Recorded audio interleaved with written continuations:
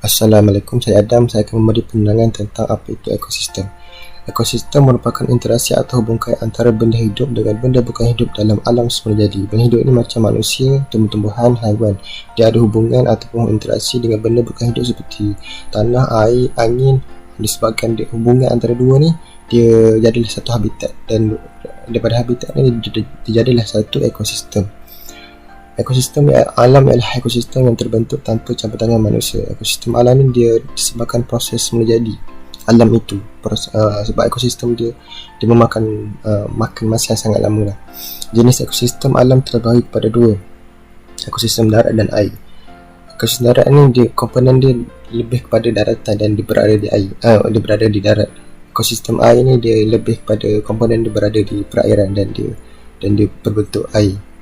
Jadi kedua-dua ekosistem darat dan air ni dia bergantung pada iklim yang menyeliputi kawasan ekosistem tersebut. Macam kat Malaysia ni iklim khatulistiwa, maka contoh ekosistem darat ialah hutan hujan tropika.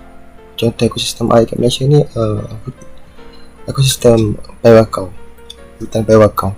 Kepentingan ekosistem membantu dalam peningkatan kualiti udara. Sebab apa? Contohnya hutan-hutan ni dia berfungsi untuk mengawal kadar gas karbon dioksida, oksigen dan nitrogen. Habitat hidupan liar ni, contohnya hidupan liar ni dijadikan hutan ni sebagai tempat perlindungan, tempat tinggal dan sumber makanan bagi mereka. Kawasan tanah air ni dia lebih kepada ekosistem tanah tinggi, yang mana dia berfungsi untuk pengaliran air terhadap sungai dan dijadikan tempat penapisan air punca pengaliran air dan penapisan air menuju ke sungai. Jadi kejernihan dan kebersihan suatu sungai itu bergantung pada kawasan tanah air. Penegahan kawasan tanah ni dia permukaan hutan ni dia banyak akar. Jadinya aliran-aliran air yang disebabkan hujan turun ni, maka akar-akar ni dia dapat menghalang aliran air dan melambatkan laju air. Selain itu, akar ni dia berfungsi untuk mengikat tanah dan dia mencengkam tanah antara satu sama lain dan menyebabkan tanah menjadi kuat dan kukuh. Flora dan fauna ni dia lebih kepada tarikan pelancong ataupun pusat penyelidikan. Selain itu untuk warisan akan datang, ekosistem warisan akan datang. Pembekal hasil hutan ni, ekosistem ni hutan banyak membekalkan hasil yang bermutu tinggi. Contohnya banyak jenis-jenis kayu balak yang boleh didagangkan yang bernilai tinggi di industri perdagangan, dapat meningkatkan industri perdagangan. Selain itu, banyak membekalkan hasil-hasil kraftangan seperti mengkuang rotan, dapat meningkatkan juga industri kraftangan tempatan. Gangguan ekosistem. Ekosistem ni kegagalan sebuah ekosistem mencapai keseimbangan antara komponen biotik dan biotik, yang mana disebabkan kegagalan ni dia berpunca daripada gangguan fizikal dan gangguan manusia, di mana ekosistem ni dia tidak dapat berfungsi dengan baik. Jadilah ketidakseimbangan dalam ekosistem, mana gangguan fizikal ni dia ialah disebabkan oleh fenomena bencana alam yang besar. Contohnya kemarau, banjir besar, bumi. Gangguan manusia ni ialah manusia mengubah suai, meneroka, merosakkan dan menepuskan komponen-komponen dalam sebuah ekosistem. Mana kita tahu manusia ni adalah salah satu daripada komponen dalam ekosistem. Jadi manusia ni dia bergiat untuk bermacam-macam kepentingan untuk dunia mereka sendiri, untuk mengubah suai. Jadinya contoh gangguan manusia ialah aktiviti pertanian, pembalakan, cari gali petroleum dan sebagainya. Ini ketidakseimbangan ekosistem ni dapat kita lihat contohnya apabila berlakunya kemarau ataupun penerokaan hutan oleh manusia, maka banyak pokok-pokok atau tumbuh-tumbuhan yang mati, lalu menyebabkan haiwan-haiwan yang herbivore yang ingin memerlukan sumber makanan mereka iaitu tumbuhan tidak dapat makan, lalu menyebabkan haiwan-haiwan ni akan mati. Jadi itulah antara ketidakseimbangan ekosistem. Okay, Assalamualaikum warahmatullahi wabarakatuh. Nama saya Osman. Seterusnya adalah memelihara ekosistem alam. Okey, maksud memelihara di sini adalah tindakan untuk melindungi sumber-sumber tersebut supaya dapat mengekalkan keadaan semula jadinya. Okey, dalam konteks ni adalah memelihara ekosistem alam adalah langkah-langkah untuk kita mengekalkan ekosistem alam ini supaya terhindar daripada kemusnahan dan kepupusan kehidupan. Okey, seterusnya adalah langkah-langkah memelihara ekosistem alam yang saya bagikan kepada dua, iaitu ekosistem darat dan juga ekosistem laut. Okay, kita pergi kepada ekosistem darat. Yang pertamanya adalah penguatkuasaan undang-undang hutan. Yang ini seperti yang kita tahu, undang-undang perundangan negara telah menggubal satu akta, iaitu Akta Perhutanan Negara 1984, yang mana menjadi sebagai garis panduan dalam melaraskan sistem pentadbiran hutan. Kerajaan telah memainkan peranannya dengan mewujudkan pelbagai agensi yang bertanggungjawab dalam mengendalikan hal hutan tersebut. Antaranya adalah Jabatan Perhutanan Negara, Dasar Perhutanan Negara, Jabatan Perhutanan Semenanjung Malaysia dan juga Jabatan Perhutanan Negeri, yang mana meliputi semua negeri di Malaysia. Walau bagaimanapun akta ini telah dibuat, tetapi kerajaan masih menghadapi masalah yang dimana dari segi pelaksanaan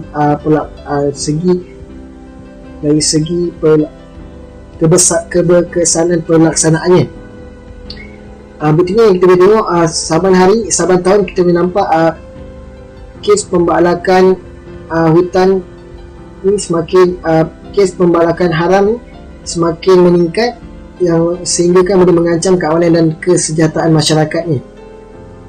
Jadi maka pengawalan yang lebih ketat perlu dilakukan oleh pihak berkuasa agar sistem pengesahan hutan ini berada pada keadaan yang sepatutnya, dan agar dia akan memberi satu impak yang berharga kepada jangka hayat hutan negara pada masa akan datang.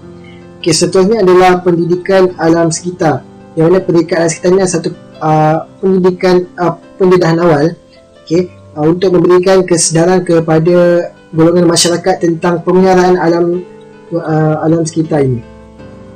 Pendidikan ini sewajarnya telah dimulai dipertanggungjawabkan bagi setiap peringkat pendidikan, sama ada di peringkat rendah, peringkat menengah maupun peringkat institusi pengajian tinggi. Pada peringkat rendah adalah diperkenalkan dalam silibus KBSR, iaitu kurikulum bersepadu sekolah rendah, yang mana telah diperkenalkan dalam mata pelajaran antaranya adalah kajian tempatan ataupun geografi. Sebenarnya dalam peringkat menengah pula dalam silibus KBSN, iaitu kurikulum bersepadu sekolah menengah, yang mana telah diperkenalkan dalam mata pelajaran sains, iaitu biologi. Dan juga pada peringkat institusi pengajian tinggi pula telah diperkenalkan dalam bidang sains alam sekitar dan biologi persekitaran. Matlamat pendidikan ini adalah untuk memberikan pengetahuan asas dan memberikan dan isu semasa yang berlaku terhadap alam sekitar, terhadap ekosistem alam ini. Selain itu juga kita dapat pendidikan ini dapat menyemai semangat kecintaan terhadap ekosistem alam ini, especially adalah hutan, dan juga dapat mengambil inspirasi untuk memberi kerjasama sama-sama untuk kita dalam pemeliharaan dan pemuliharaan hutan ini. Yang terakhir untuk ekosistem darat adalah pendidikan dan pembangunan sumber hutan, iaitu kerajaan telah menubuhkan institusi pendidikan hutan Malaysia, ataupun lebih dikenali dengan FRIM, yang mana untuk menjalankan pendidikan bagi meneruskan dan membangunkan sumber hutan ini secara berkekalan, serta untuk menyumbang kepada pembangunan sosioekonomi negara. FRIM ni dia berfungsi antaranya untuk membangunkan teknologi yang bersesuaian dengan keperluan ekosistem alam bagi pemeliharaan, pengurusan dan pembangunan sumber hutan. Pendidikan FRIM ini dilakukan dengan kerjasama agensi pendidikan seperti UKM, UPM, USM dan juga agensi daripada pendidikan luar, bagi menemui pelbagai inovasi dalam kaedah pengurusan dan pemeliharaan hutan yang terbaik. Kita pergi kepada ekosistem laut pula, iaitu langkah untuk memelihara ekosistem laut ataupun akuatik pertamanya adalah projek pemeliharaan terhadap hutan, di mana pihak kerajaan telah melakukan projek pemeliharaan ini secara besar-besaran, yang mana untuk melindungi kawasan hutan ini daripada kemusnahan dan juga hakisan. Okey, kita tengok antara projeknya adalah pembinaan tembok pemecah ombak, pelebaran sisiran pantai dan penyuburan pantai khususnya bersempadan dengan kawasan pertanian yang mana di Johor, Melaka, Perak, Perlis, Pulau Pinang, Sarawak dan wilayah Pakistan Labuan.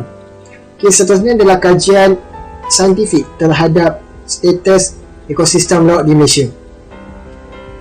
Yang mana kajian saintifik ini telah dilakukan oleh para saintis daripada universiti tempatan maupun luar negara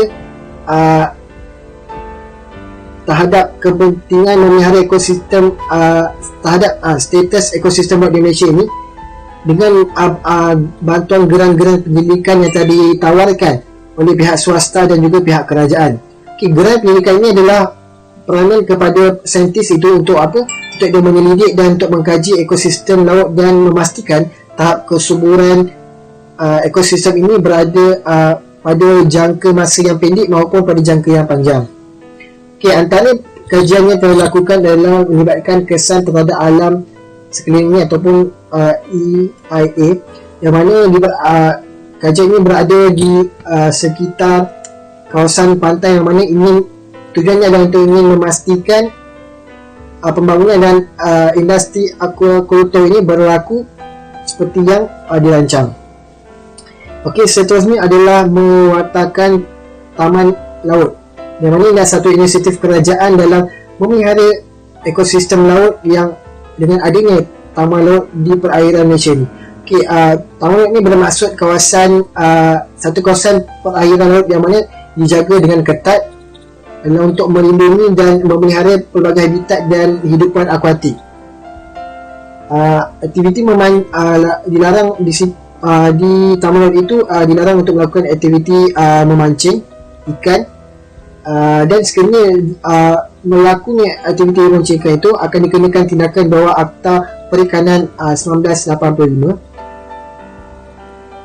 Dan juga aktiviti selain itu juga aktiviti pelancongan dan rekreasi juga ada terhad untuk dilakukan di taman hutan itu, taman laut itu. Maafkan saya.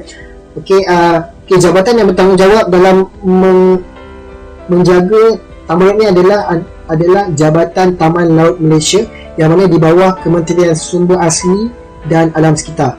Okey, tujuan kerajaan mewatakkan taman laut ini adalah untuk membantu penyediaan kawasan pembiakan bagi pelbagai jenis ikan dan kawasan terumbu karang.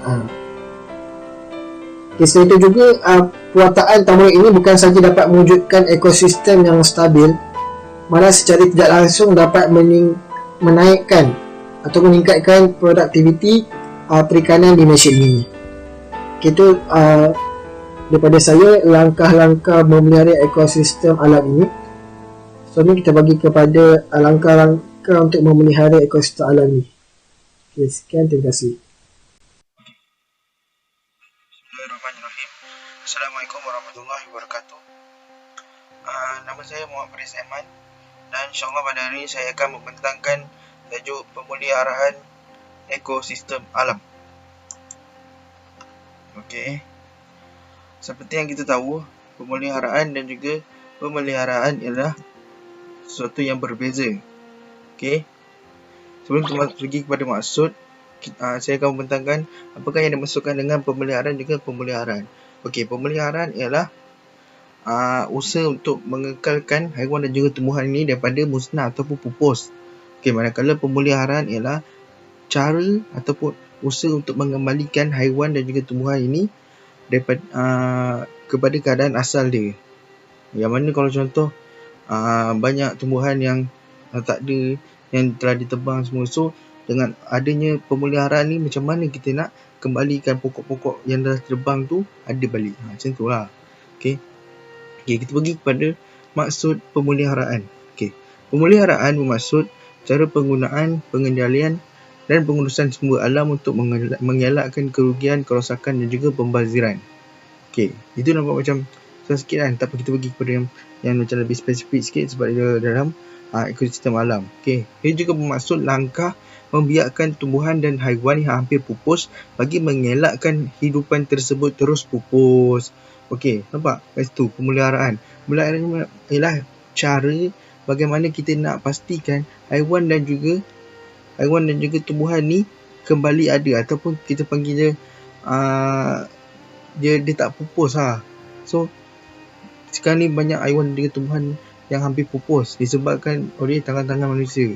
So dengan adanya pemeliharaan ekosistem alam ni, dengan adanya cara kita nak memulihkan ni, so maka tumbuhan dan juga haiwan ni akan kembali ada dan mereka akan duduk di habitat mereka masing-masing. Okey. Kita tadi dah tunjuk maksud. So kita sekarang pergi, apakah aktiviti pemulihan yang ekosistem alam yang boleh untuk menjaga, yang boleh untuk membina kembali tempat tinggal haiwan dan juga tumbuhan ni. Okey, yang pertama, kita mendirikan pusat perlindungan dan juga pusat pembiakan haiwan. Okey, ini banyak. So yang mana dia melindungi haiwan-haiwan ni daripada terus pupus, dan dia membiak. Kat situ juga dia buat pusat pembiakan haiwan. So dia nak pastikan kat tempat tu dia lindung dan juga dia membiak. So kat situ tak adalah pupus. Semakin lama semakin banyak generasi-generasi. Contoh ada di gajah. Pusat perlindungan gajah dekat Kuala Gandah, kalau tak salah saya, dengan Terengganu tu dekat mana dah. So dekat situ. So kat situ gajah-gajah liar ni, so dia dilindungi daripada nanti kalau contoh pemburu haram, dia akan ambil dia punya dia akan ambil dia punya kulit ke apa. Itu tak boleh. So dengan adanya pusat perlindungan ni, maka haiwan-haiwan ini akan terjamin daripada pupus. Okey, yang kedua ialah mendirikan pusat rehabilitasi untuk orang hutan, bagi memelihara orang hutan ni daripada pupus. Seperti yang kita tahu, orang hutan memang semakin lama semakin sikit. Okey, so dengan adanya pusat rehabilitasi orang hutan dekat Sepilok, so kat situ orang hutan ni tidak akan pupus di Malaysia. Okey, yang ketiga, ini bagi tanaman, yang mana kita menanam semula pokok di kawasan pembalakan bagi menggantikan habitat yang telah musnah. Seperti yang kita tahu, kebanyakan hutan sekarang telah banyak botak disebabkan oleh tangan-tangan jahat manusia yang nak ambil pokok semata-mata untuk kepentingan mereka sendiri. So dengan adanya penanaman semula pokok ni, so dia walaupun dia take time, tapi tak apa, at least kita cuba, kita tanam balik, kita mulakan hidup baru. Orang kata mulakan hidup baru bagi habitat tersebut. Okay. Yang terakhir ialah penghutanan semula di kawasan hutan paya dengan menanam spesies pokok bakau. Okay, ini pun sama, disebabkan sekarang ni sering berlaku hakisan tanah dekat pantai. So dengan adanya kawasan paya hutan ni, so dia akan melindungi daripada terhakisnya tanah. Okay, so dengan ini kerajaan akan menanam pokok-pokok bakau supaya dijadikan sebagai benteng, supaya tidak berlakunya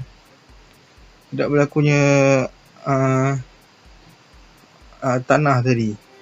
Okay, kita sebagai manusia, kita jangan membuat jahat terhadap haiwan dan juga tumbuhan. Okay, mereka juga nak hidup. Okay, saya di sini seru kepada anda semua, janganlah berbuat jahat pada binatang dan juga tumbuhan. Sayangilah mereka seperti mana anda sayang keluarga anda dan juga diri anda. Okay, life work smart, not work hard. Terima kasih dari saya. Assalamualaikum warahmatullahi wabarakatuh. Assalamualaikum warahmatullahi wabarakatuh. Saya Muhammad Ashraf bin Zulkarnain dan saya akan membentangkan poin berikutnya, iaitu menggalakkan penggunaan mampan ekosistem alam. Apakah maksud mampan? Okay, mampan tu maksud dia mampu terus berkembang dan mencapai tahap prestasi yang baik. Apa yang saya faham, mampan ni lebih kurang macam cara kita meneruskan wujudan sesuatu benda tu. Okay. Terus ada lah benda tu. Maksud kat sini, di samping kita guna sumber yang terdapat dalam ekosistem tu, kita juga bertanggungjawab untuk pastikan sumber ekosistem tu sentiasa ada. Apa kita perlu menggunakan ekosistem secara mampan? Kenapa? Okay. Antara sebabnya sebab manfaat dekat kita sebagai manusia. Okay, contoh sumber yang terdapat kat ekosistem adalah tumbuhan. Tumbuhan macam pokok keluar oksigen. Kita sebagai manusia keluar oksigen. Lepas tu menjadi pusat dalahan air hujan, di mana dia menolong daripada mencegah banjir. Akar daripada pokok tu menjadi menyerap air yang diturunkan hujan. Okay, seterusnya menjadi sumber ekonomi kepada negara macam pokok balak. Okay. Negara kita kan terkenal dengan import dan ekspor pokok balak. Dan so tapi pada masa yang sama pokok balak kalau kita menebang secara berlebihan, ia akan membagi efek yang negatif pada ekosistem. Okay. Yang kedua, dapat dinikmati bersama dan diwariskan kepada generasi akan datang. Okay, kita jelaskan sekarang, kita nak bagi ekosistem yang ada ni kepada generasi yang akan datang. So takkan kita je yang nak nikmati apa yang kita ada sekarang ni. Lepas tu generasi yang akan datang kita tak bagi langsung. Diorang juga perlukan kepada ekosistem macam tumbuhan ni. So fikir-fikirkanlah apakah perkara yang boleh dilakukan untuk menggalakkan penggunaan mampan ekosistem alam. Dalam slide ini saya hanya menunjukkan 2 poin, iaitu pertama program menanam pokok balak dan yang kedua program pelepasan anak benikan. Yang pertama, gambar pertama yang menunjukkan pokok balak tu, itu saya ambil daripada laman web Harian Metro dan saya akan membacakan petikan, iaitu Jabatan Perhutanan Semenanjung Malaysia JPSM menanam sebanyak 3,000 pokok balak sepenuh program penghijauan Cameron Highlands yang membabitkan kawasan seluas 2.5 hektar di hutan simpan siku Cameron Highlands. Dan dinyatakan juga dalam petikan Harian Metro itu, tanggungjawab menanam pokok di Cameron Highlands dilakukan sepenuhnya oleh Jabatan Perhutanan Negeri Pahang JPNB, yang mana turut mendapat bantuan daripada badan bukan kerajaan NGO dan juga masyarakat setempat. Okay. Gambar kedua saya ambil daripada portal rasmi Jabatan Perikanan Malaysia, di mana program pelepasan benih ikan di perair dan umum sempena Hari Peladang Penternak dan Nelayan Negeri Terengganu 2019. Okay, kenapa program pelepasan benih ikan ini dilakukan? Hal ini bertujuan untuk mempertingkatkan sumber perikanan darat di negeri ini, seterusnya mempertingkatkan ulangan hasil pendapatan nelayan darat Terengganu. Okay. Apa yang saya dapat lihat pada dalam dua gambar ini, di mana ia disertai oleh oleh orang ramai, dan perkara program seperti inilah yang dapat mendidik masyarakat supaya menggunakan ekosistem alam secara mampan. Dan lihat juga dalam gambar ini terdapat generasi yang berbeza, dan mereka dapat belajar dan menghargai sumber ekosistem alam yang ada, dan seterusnya dapat dimanfaatkan pada masa yang akan datang. Kesimpulannya, ekosistem alam amat penting dalam kehidupan manusia. Yang kedua, pendidikan dan pendedahan awal kepada masyarakat dapat membantu dalam memelihara ekosistem alam yang wujud. Dan yang terakhir sekali, kerjasama daripada berbagai pihak sama ada kerajaan maupun NGO dapat membantu dalam menyelesaikan masalah berhubung dengan ekosistem alam.